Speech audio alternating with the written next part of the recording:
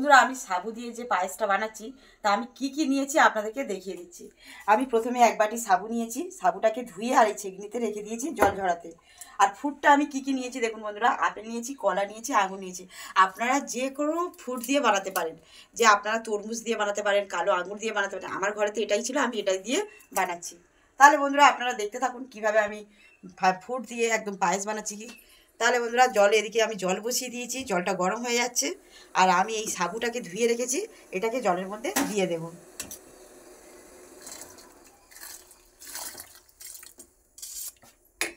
বন্ধুরা দেখুন আমি সাবুটাকে এখন জলে দিয়ে সেদ্ধ করে নিচ্ছি। এই দেখুন আর একটু সেদ্ধ করে নেব, নিয়ে আপনাদেরকে দেখাবো। বন্ধুরা দেখুন আমার সাবুটা একদম সেদ্ধ হয়ে গেছে। এই দেখুন কত সুন্দর হয়ে গেছে, বড় বড় হয়ে গেছে। এবার আমি গ্যাসটাকে অফ করে সাবুটাকে ছেঁকে নেব।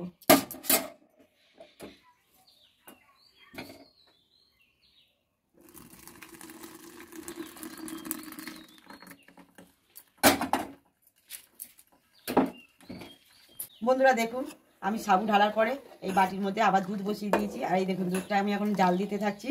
আর বন্ধুরা আপনারা পারলে, আমি এটা পাউডার দুধ ব্যবহার করেছি, আপনারা পারলে লিকুইড দুধও ব্যবহার করতে পারেন।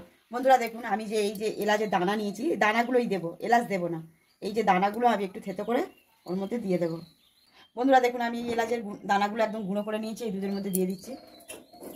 বন্ধুরা দেখুন দুধটা ফুটছে আর আমি এর মধ্যে চিনি দিয়ে দিচ্ছি।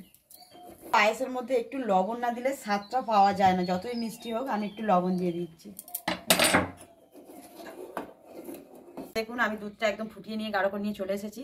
আর বন্ধুরা দেখেছেন, আপনারা তো দেখেছেন আমি ফলটা তো কেটে রেখেছিলাম আগে থাকতেই, আর সাবুটাকেও সেদ্ধ করে রেখে দিয়েছি। এবারে এটাকে আমি তৈরি করে দিচ্ছি, আপনারা দেখতে থাকুন কিভাবে আমি তৈরি করছি। প্রথমে আমি দুধটাকে এই বাটির মধ্যে ঢেলে দিচ্ছি।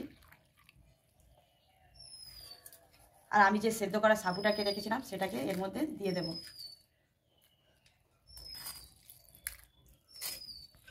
বন্ধুরা দেখুন আমি দুধের মধ্যে সাবুটা দিয়ে দিচ্ছি। এবার এই যে কোচানো ফলগুলো রেডি করে রেখেছি এগুলো দিয়ে দেবো এর মধ্যে।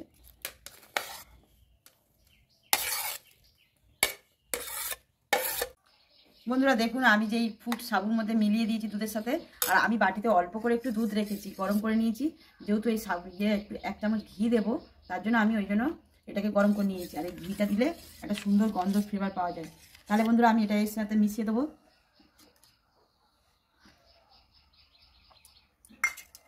দিয়ে এইভাবে ফেটিয়ে নেব। বন্ধুরা দেখুন আমার সাবু দিয়ে একদম ফুড পায়েস রেডি হয়ে গেছে। আর কত সুন্দর লাগছে দেখুন বন্ধুরা, এই দেখুন। এবার এইভাবে তৈরি করে আপনারা খেতে পারবেন। তাহলে বন্ধুরা দেখুন আমি এখন আপনাদেরকে খেয়ে দেখাচ্ছি কেমন হয়েছে।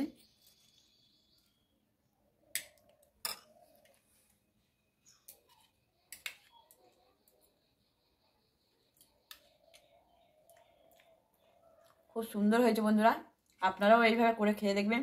আর এটা তো যেহেতু খুব কম সময়ে বানানো যায়, যারা উপোস করবেন, যারা বৈষ্ণব থাকে তারাও এই খাবারটা খেতে পারে। তাহলে বন্ধুরা দেখলেন তো আমি খাবারটা কীভাবে বানালাম। যদি আমার খাবার এই ফুড পায়েসের ভিডিওটা ভালো লেগে থাকে তাহলে অবশ্যই আমাকে লাইক, কমেন্ট, শেয়ার এবং সাবস্ক্রাইব করে আমার পাশে থাকবেন। ধন্যবাদ।